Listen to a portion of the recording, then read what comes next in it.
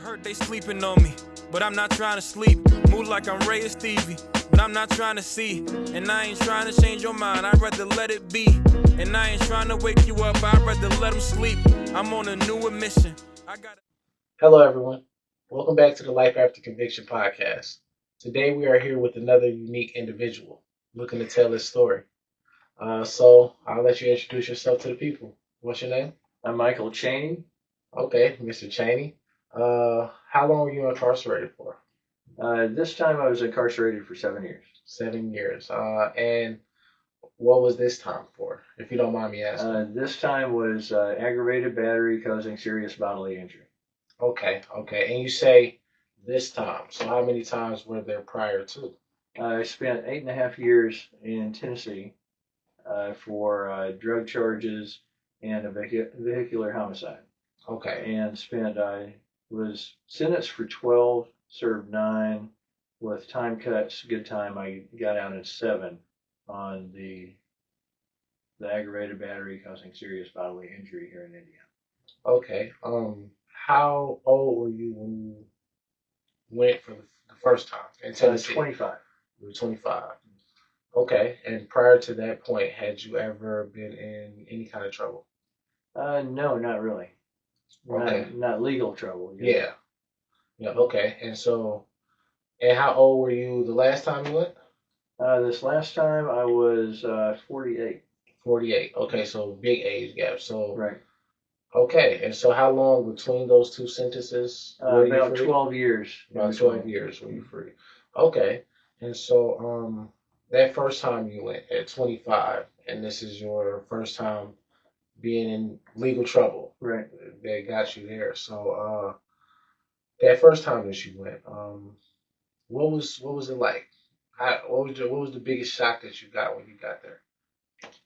I think the violence was the biggest shock. There's a difference in the Tennessee system and the Indiana system, whereby the Tennessee system, it doesn't matter what your sentence length is, they house you all together based on your behavior while you're incarcerated. So, for all intents and purposes, somebody with 5 years could be in the same cell as somebody with 50. And it really changes the dynamics. It really changes how people interact with each other, and it really changes how the officers interact with the inmates. And that's a totally different thing in Indiana because it's a tiered system where it's divided by your sentence length. So if you have 50 years, there's no way you're going to be in a facility with somebody that has 5 years. Yeah. So the different levels of respect through fear or violence or officer intimidation, these different things change drastically from place to place depending on how much time the inmates have that are at those places. Because I could imagine that that's a situation in which if it's by behavior, a tough guy with a year could possibly not come home if he Exactly. I've heard war stories where somebody had 2 years and ended up with a life sentence. Had been there in this wrong crowd and things happen, push come to shove, and they stab somebody to death and they ended up spending the rest of their life there. Okay. So I mean, it's a possibility, but in that it's also a little bit strange because it caused people who weren't the tough guy to understand that. They were able to see that and know not to try to act tough. Okay. Because it was a serious life or death thing. And in the Indiana system, it's the direct opposite. You have these guys that play tough because they can get away with it and intimidate and, click up in groups and have all this sort of the gang activity, which isn't really prevalent in Tennessee because the system is so drastically different. Yeah. Okay. And so when you got to prison in Tennessee, after that initial shock,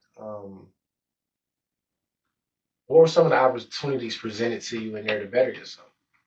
Now, this is really strange. That's about the same as what they are in Indiana for the most part. Okay. There's state-sponsored programming. One of the things that I thought was unique about Tennessee is in order for somebody to have a particular job, they had to train for that particular job. Okay. So if you wanted to do the janitorial work, there was an actual program that he went through, and a licensed custodian from the civilian world would come in and be your boss and train you on the different aspects of custodial work. Okay. So you would learn the chemicals, you would learn how to apply different things, you'd learn how to buff and wax and do these different, jobs related to that. In Indiana, they just give you a mop and say, there you go. Your job's to mop the floor. Commercial residential housekeeping. Exactly, and Okay. away you go. So it's different in that aspect, but it's similar in that they at least try to provide you these different options. Okay. And so, what was your attitude when you first got there at 25? I was wild. I had no care for anything. Uh, in the Tennessee system, it's different in the aspect of parole as well. Okay. In Indiana, you serve your sentence, you automatically have parole. Okay. In Tennessee, you earn parole. So if you want to get out early, you do right, and say you do a third of your sentence, you can go before the parole board and you can earn your parole and leave early, and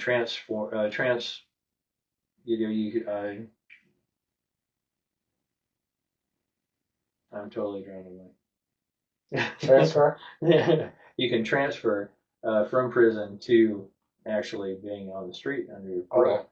So, but that's based on your good behavior. It's not based on you finishing your sentence. For me, I did all my time, and when I completed, I had no parole because I had no more time left to serve. Okay, and you completed all your time because you were Because wild. I was wild, I was Okay. getting in trouble. I was locked down in maximum security lockdown for 40 months. Was involved with gang activity, with stabbings, with drugs, with anything you can think of. I was just uncontrollable. Okay. And when I came up to Indiana, of course, I was older. I went through the maturation process. I'd been married and divorced, and all these other factors had come into play. So it was a lot different in how I viewed dealing with incarceration. Okay, so before we get to the Indiana part, because in reality these are two different parts. Right. In this one, you say you was pretty much a cowboy, Right. if I can say so. Right. And so,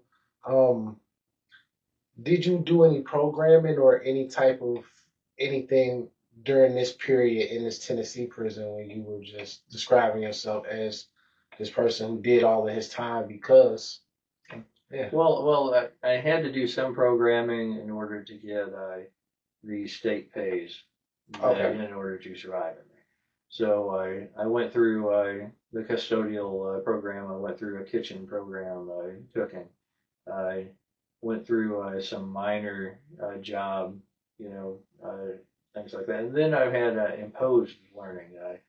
Because of gang activity, they had a gang re-education program in Tennessee. The actual prison did, or did the prison gang members? The prison did. Okay, I was gonna say, okay. Where they would, after getting in trouble for gang activity, what they call the security threat group activity, they would, instead of sending people to maximum security lockdown, they send them to a 9-month program where you and a cellie would be locked up together for 3 months without being let out except for a shower and an hour rec a day.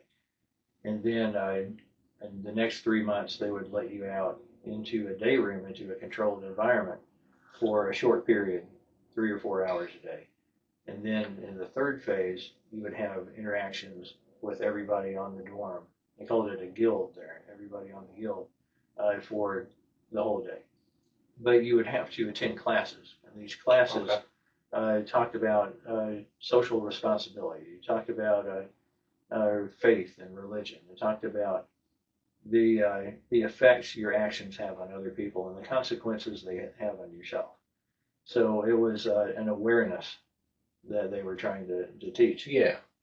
That just doing these things that you think nobody cares about, or nothing's going to come back and haunt you for it, what kind of effect it has, the collateral damage.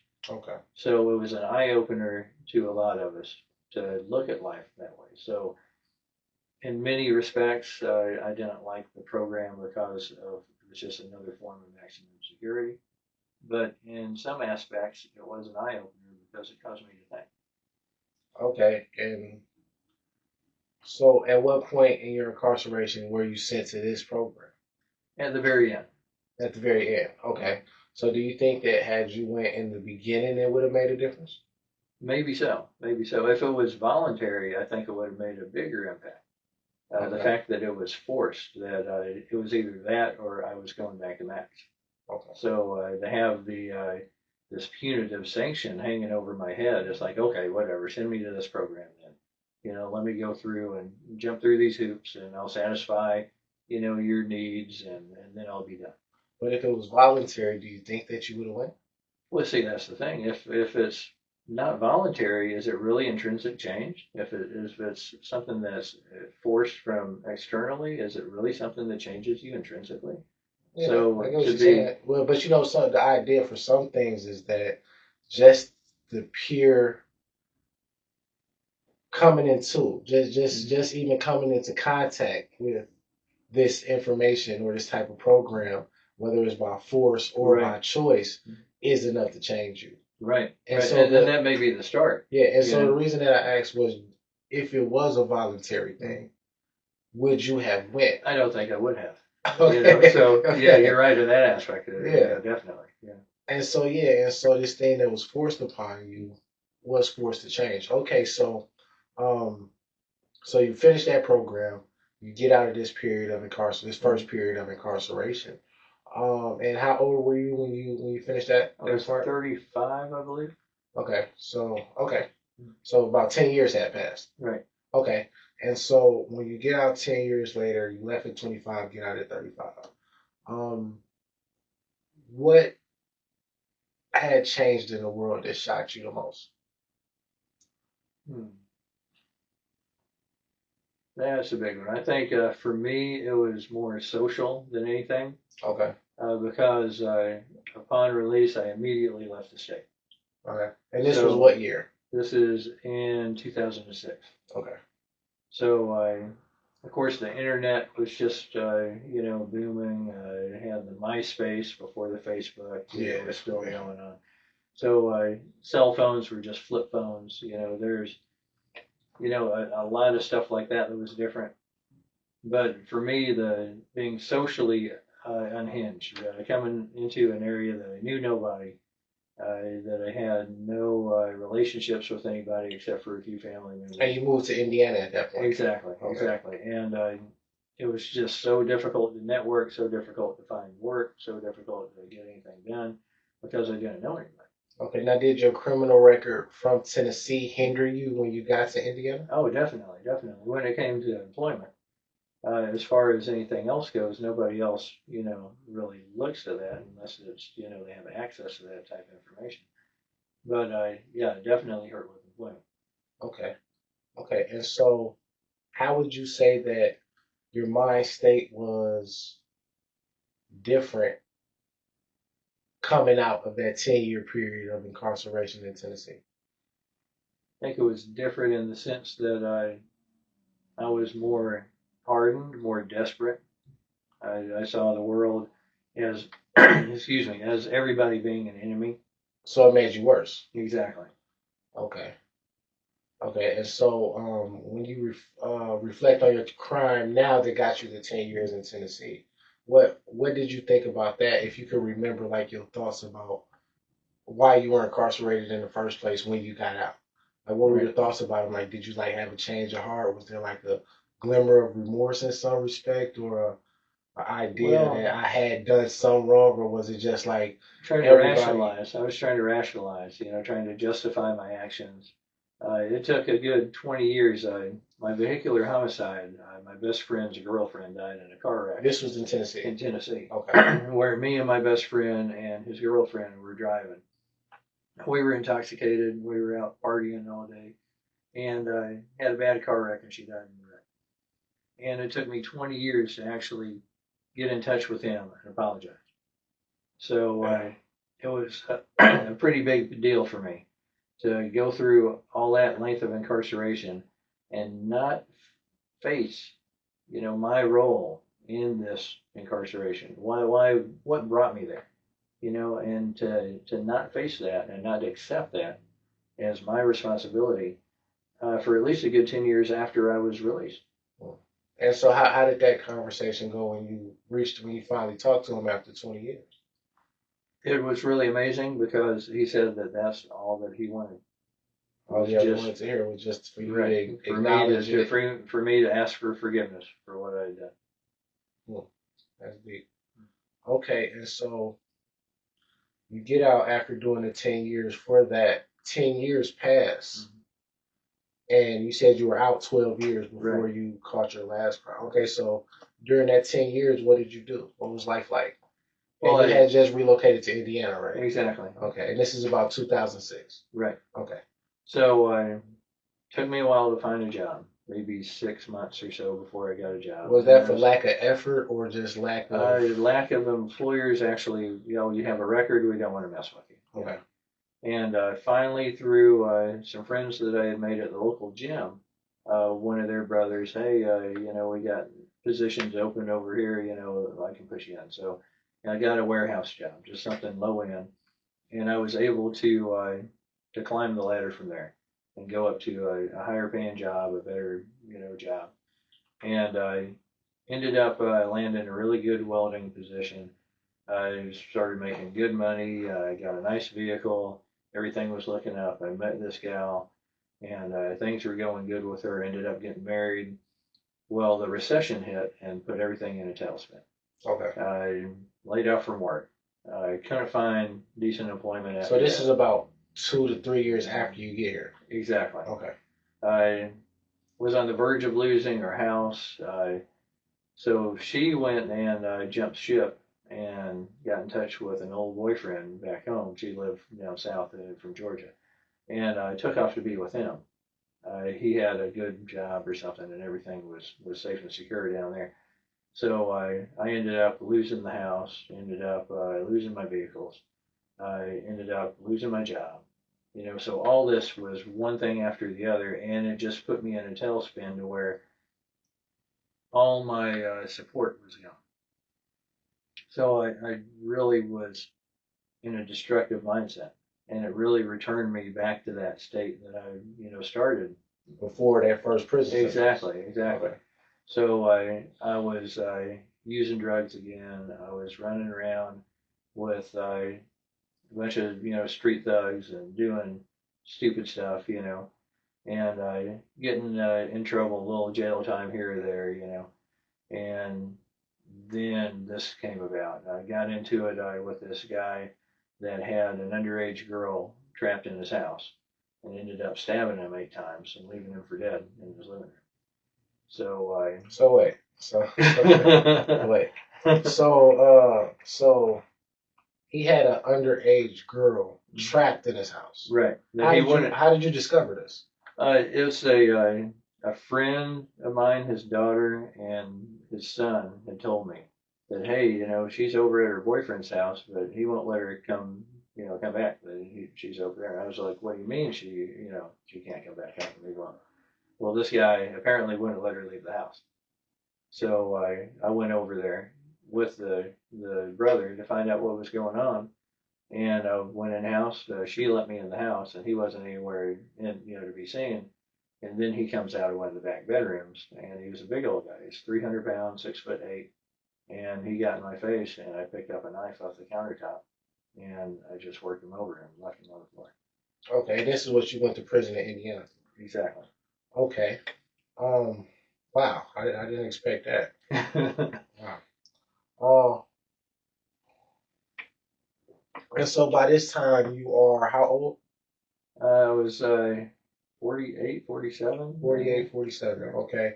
And so when you go to prison 20 years older, what's the difference? What's the difference that you notice immediately? Not just the difference in between like the state systems, that you explained earlier, but like the difference in you as an older gentleman at this time versus a young buck, as some would like to say. Right. I think it's my approach to life, my approach to doing time. Okay. Because at this stage in my life, anything over the sentence that I got, would have been a life sentence. Yeah. And so, Yeah. what sentence did you actually receive? I received 12 years. Okay. So it was 12, served 9. Good time, knocked it down to 7. Okay. So if I would have been convicted of any higher charge, or if they would have maxed this charge out, Yeah. 15, 20, 30 years. Yeah. Yeah, And this was at my age, 2017. this is beginning of 2018. Okay. Yeah. So any amount over the time that I would have had would have more or less been a life sentence for you or your age. Exactly, Yeah. right. Okay. So it changed my outlook. So I think I got really lucky by only getting the amount of time that I did get. Okay. And it was a doable amount of time. Okay. And so when you got there, you was just lucky to not have the rest of your Right, life. not have essentially 20 years or 30 Yeah. years where I would have died in prison. Okay. And so, what was the difference in your willingness or receptiveness to programs that the prison offered on this second go round? A lot different. A lot different. I worked constantly. I always signed up for work details. Since the first few weeks that I was incarcerated in Indiana, I applied for the maintenance crew and immediately got on with the maintenance team. There's a program called the Plus program. It's Heard about that quite a lot. religious-based program for the most part, and that takes about a year. So I signed up for that, and I got into that program. And with that came a time cut. So I got 6 months off my sentence for completing that. And then, by a stroke of luck, I ended up in the same dorm that the college, MCI College, was in. And I didn't think it was right after COVID. I didn't think they were even Still doing going. it right. Yeah. Exactly. And I checked into it. Some of the teachers I had met through the Inside Out program that they facilitated through the Plus, and they encouraged me to sign up for the college. And, oh yeah, I'll sign up for it, but I don't think it's even happening. I get there and then I find out that it is, so I sign up for it. And I was told by one of the faculty after the fact, after I was accepted, that I was one of the candidates that they had hesitation about. Why is that? I think it's maybe how I carried myself, or maybe my interaction with them, that I don't know. They didn't know whether or not I would be good material for the changing process. So I'm not too sure what exactly triggered. Yeah, I was going to ask you about that. Like, what do you think it was that they were referring to? Right, I'm not specifically. Too sure. I'm not really too sure. It makes me wonder, even now. It makes me wonder. But since then, I earned a bachelor's degree. And, Congratulations. Thank you. And I got my time cuts all squared away and ended up getting out 2 years early. No write-ups, no disciplinary reports. Never went to the hall. That was like unheard of in my first bit. So, yeah. It's growth in the process. Right. And so, do you feel this second time that you went to prison, do you feel that it was easier because you felt like whatever you did was justified in a sense, I guess, or? I'd like to think that way, but it's still, that would be rationalization. So Okay. it would be trying to say that what I did, which was harm somebody in his own home, Absolutely. was justified. And I can't look at that in that way and expect, I don't know, expect any kind of, that's just, I can't expect myself to see that in any other way than I did something wrong. I have to accept that. I have to take responsibility for this. I could have called the cops. You know, I could have got her family involved. I could have taken so many different steps than what I did. But being as I wanted to get personally involved with this, then it was my responsibility. And looking back at it, I knew better, and I should not. But in that destructive mindset, not to justify this or make an excuse, but in the destructive mindset that I was in, it really didn't matter to me at the time. Yeah. You know, and that's what was a sobering aspect of it to me, is to think back and reflect on this. It's like, wow, I was willing to throw my life away over something that really had nothing to do with me. You know, and why was that? And when I think about it more through the loss of my job and my family and my wife, I really didn't care. And add in the added aspect of drugs. Exactly, Yeah. exactly, which definitely, warps people's, outlook on life. So I didn't really care about what happened. Yeah. And that's what brought me to that threshold. Okay.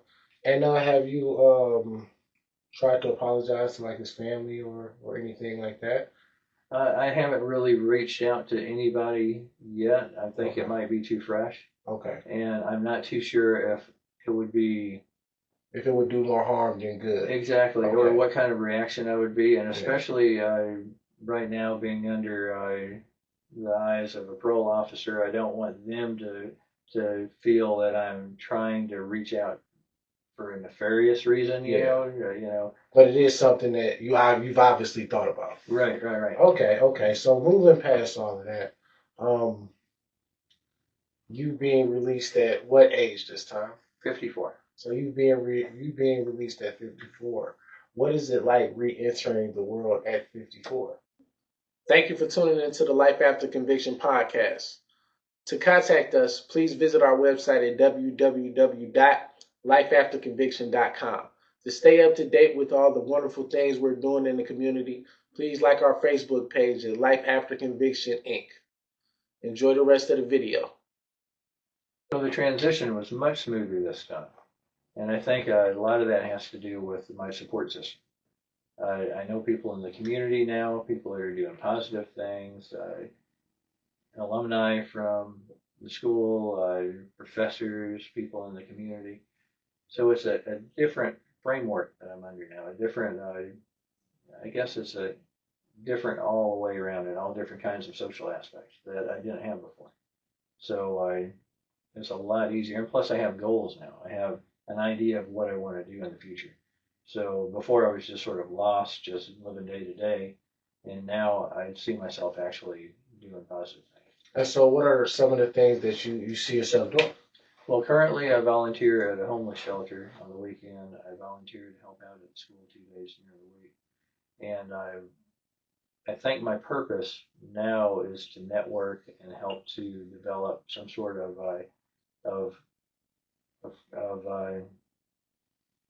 coalition of people or organizations to try to help people in need. Okay. So it's to lift people up instead of breaking them Okay. I get that. I get that.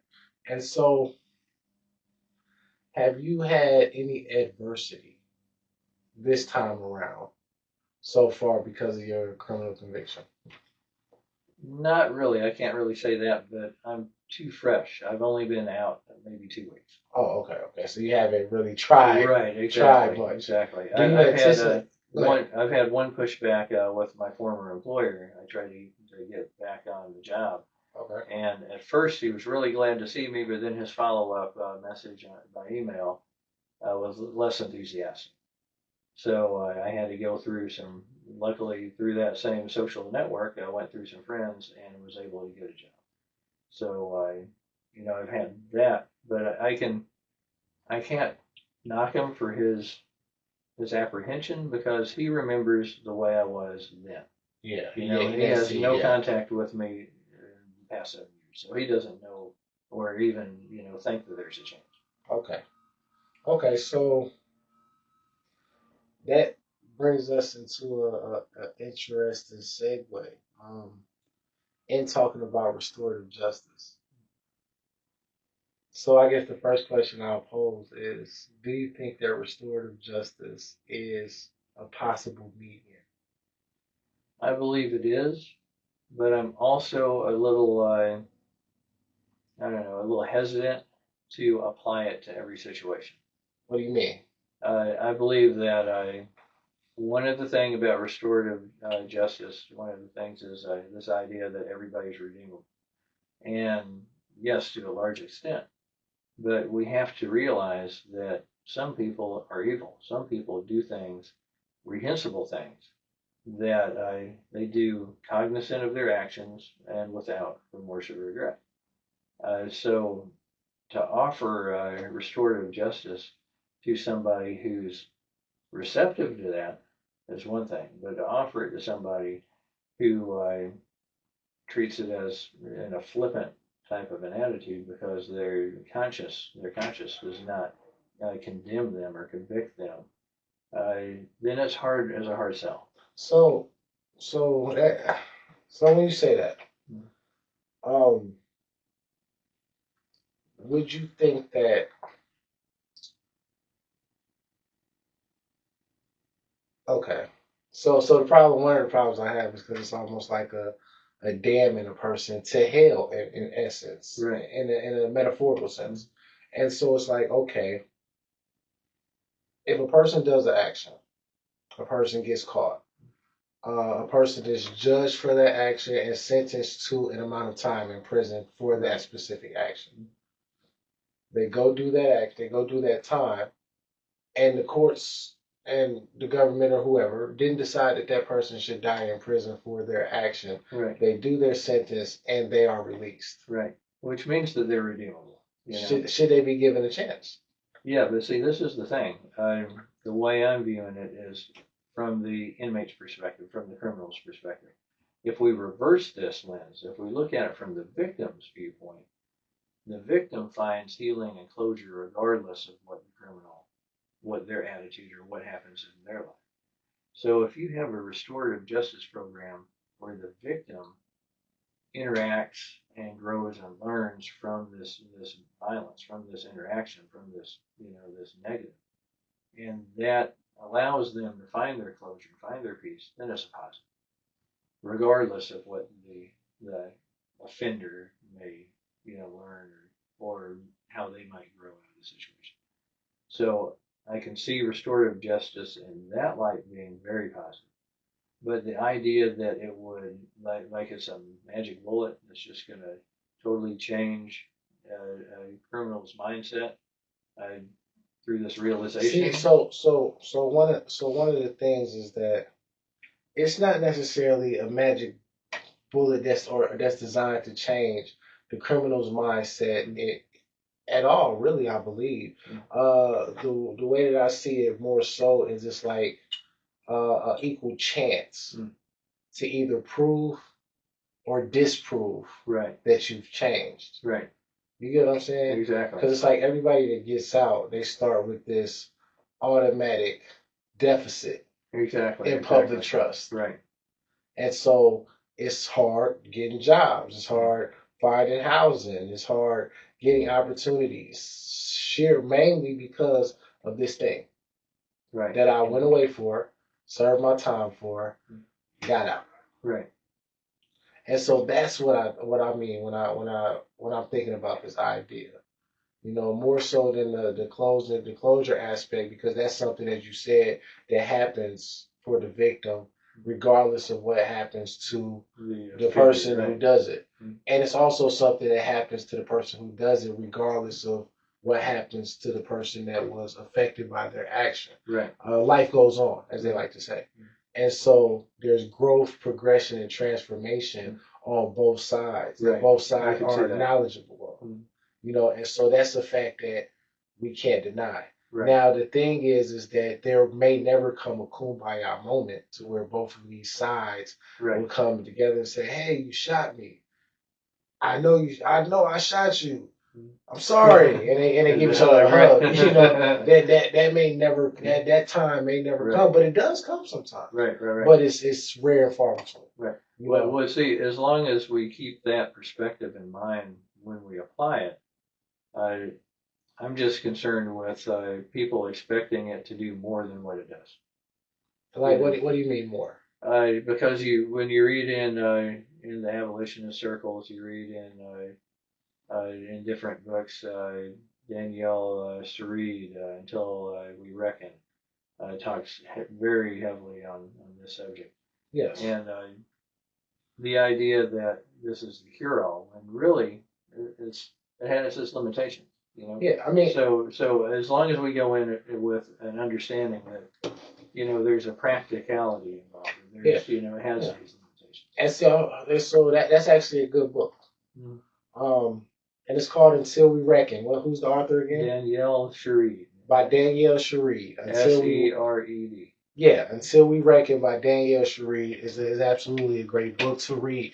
And the premise for that book is that there will always be a problem in America until we can figure out what to do with the people we feel the worst about. Exactly. Right. And those are in her book and premise, those are the people who commit violent crimes. Right. Until America decides what to do with the person who commits a violent crime, there'll always be a problem in the criminal justice system, right. and with anybody who commits any crime. Right, and that makes sense. You know, I mean, it's just like you can't fix a problem unless you recognize it as a problem. You know, you have somebody that's conducting, things, doing this violent crime. If you can't address that violent crime, if you can't address the individual as an individual, then how can you address the things that he does? How can you make sense of the violence? Yeah, but also it's a line of not having to make sense of the violence. Right. And I think that that's where the problem comes in. It's the desire to make sense of something. Right. Which may not ever make sense to you. Right. It probably it had to make sense to the person who did it. Right. Like there is a reason that everybody does everything they do. Exactly. Regardless of if the outside person understands it or not. Right. And that's not to say that it's right. Flawed thinking. Right. A person's thinking could be flawed that allows him to do something crazy. Right. But in the words of Plato, every man can only do what he feels is best for him. Right. At that moment in time. Smoking cigarettes is a good one. Right. Everybody knows that smoking leads to cancer. Cancer kills you. Horrible death. Right. Yet they smoke like chimneys. Right. Because in that moment in time, what they think and feel is best for them overrides any long range knowledge. Exactly. And so when people commit these crimes, these violent crimes, as they say, and they go to jail, and they get out. This person that we're dealing with, the person that got out, what do you think about getting to the medium of just treating that person on equal ground? Right. Well, that's something that I think is crucial, because this idea of I paid my debts to society, yet I'm still paying my debt after I leave prison. Yeah. I think that's ludicrous. And I think one of the reasons why that exists is because the system doesn't properly prepare people for release. And what I mean by that is people don't learn a marketable job skill while they're incarcerated. Okay. Most people that are incarcerated, the vast majority, are uneducated and impoverished. So what do? You bring them into a situation where they can't make their own decisions, and they have to rely on money from their family to survive. So they're going to do whatever it takes to survive, especially if they're there for a number of years. Yes. So I think the best way of addressing this, and this may seem a little capitalistic, but it's just the most viable way I think that we can do it, is by bringing in local business leaders into the prisons and contracting every aspect of the prison to these local entrepreneurs, these local business owners. To where if you are doing custodial work, you actually are an employee of a janitorial service that operates in the local community, and you're trained and you're certified, and you go through the proper steps just like you would if you were on the street, and you learn this trade. So do you have to learn this trade? Oh no, you don't have to. The problem currently, I believe, is when you first enter the system, you're given a certain level of privileges, carte blanche.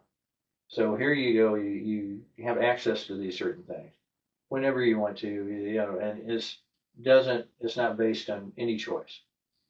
But in like fashion, you can't determine when you're going to go outside, you can't determine when you're going to eat.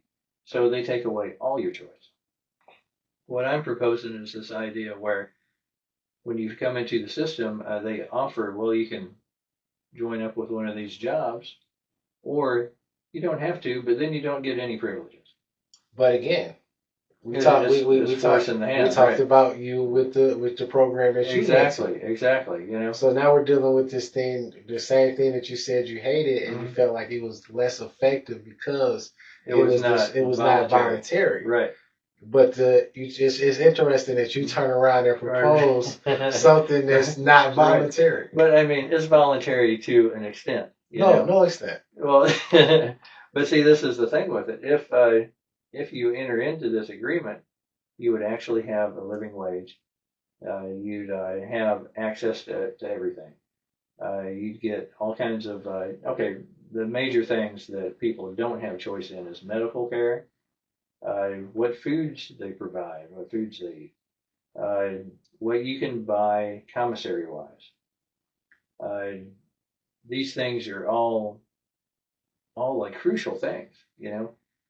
What I would propose is through these jobs, have a food court where you have 5 or 6 or 8 different providers, these vendors, and people would work for them and earn a wage, and you go there just like it would be like a big cafeteria with these different vendors, and you pick and choose who you want, to spend your money So with. pretty much like a city in a prison. Exactly. So it's like Microcosm. it mocks actual society. Right, and it also mocks it in the sense that if you make the right decisions and the right choices, Yeah, it you're reinforces. rewarded, Yeah, it reinforces. and you have that positive reinforcement for positive things. Okay, so that still leaves the biggest problem of all. This is all fine and dandy for the person who goes away for a period of incarceration. Right. And we have already talked about the victim. And you know that there may come a point in time to where these two parties can reconcile, but there may never come that time. Right. However, we still have to move on as a collective.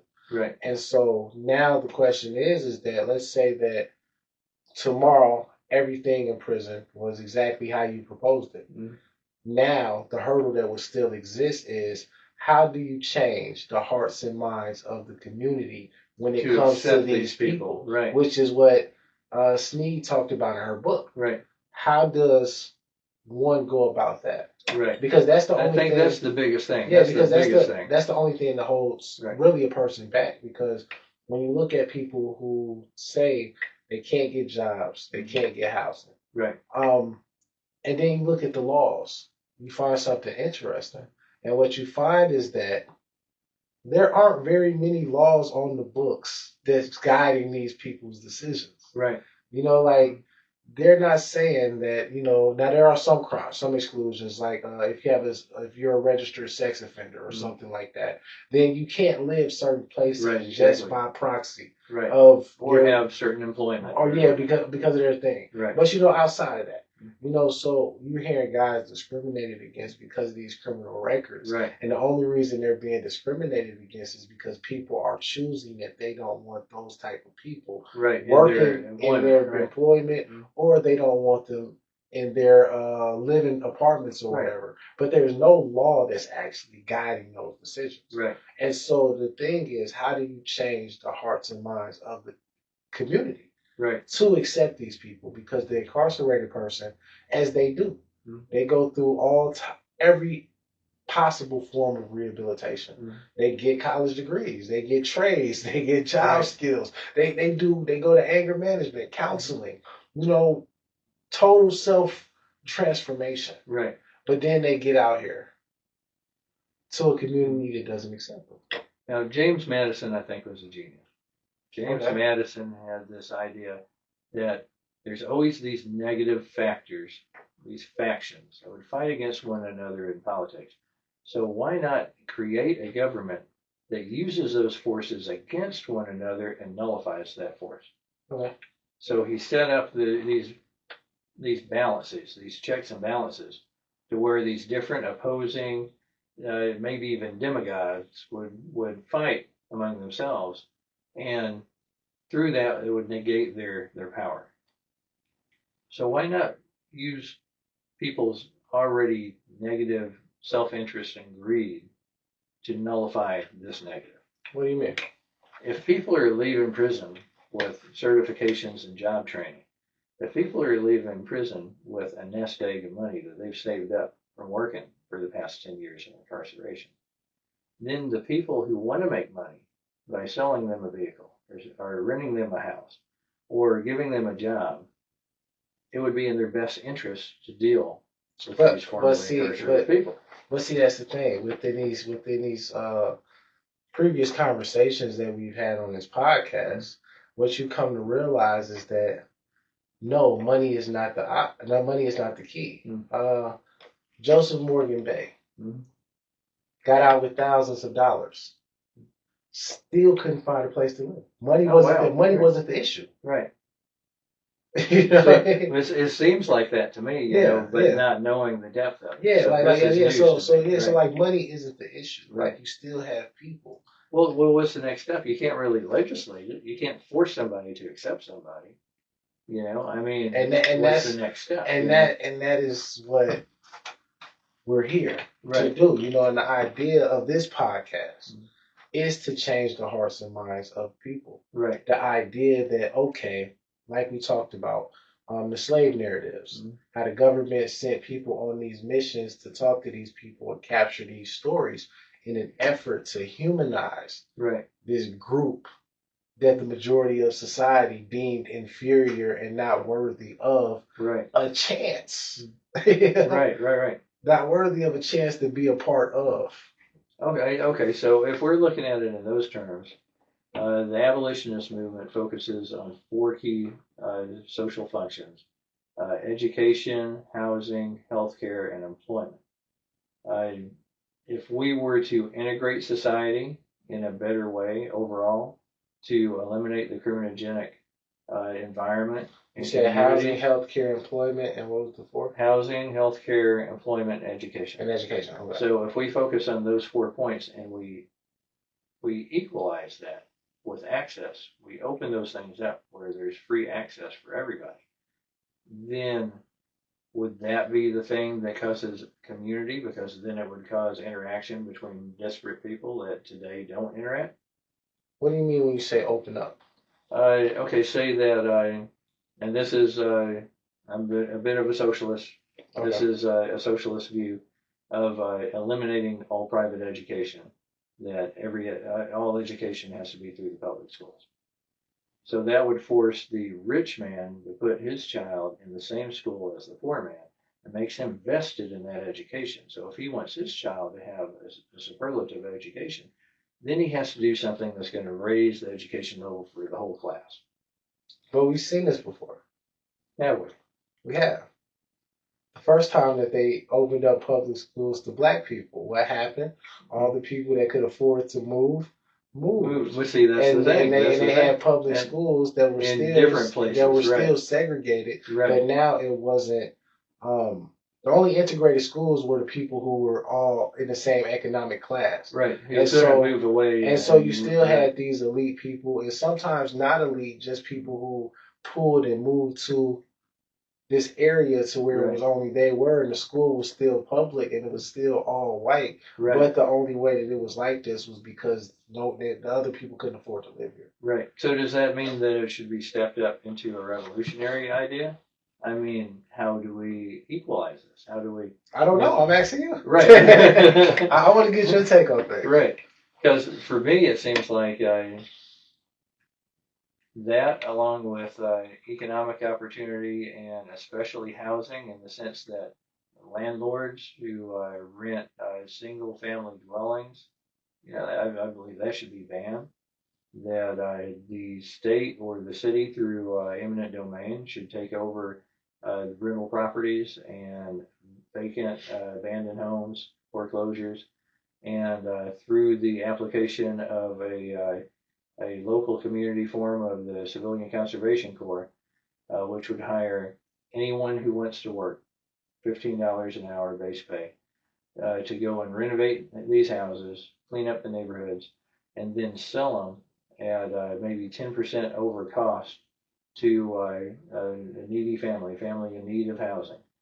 That in itself would change the dynamics of the neighborhood, to where no longer am I renting, and I don't care about what the lawn looks like. It ain't my grass, it ain't my yard. I'm renting. That's on the landlord. The gutter falls down, I'll call the landlord. The window breaks, call the landlord. You know, people are doing stuff out on the street. It don't affect me. You know, I'm here, they're there. You know, the landlord will take care of that. And changing that dynamic to, wait a minute, I own this piece of property. You know, this is my place. Okay. So it causes investment in the community. You know, and how does this change the condition of the felon? This changes the condition in the whole community because it eliminates or reduces that criminogenic environment by people becoming invested in their community. Okay. And now instead of being detached from what's going on, it causes them to reconnect. Okay. So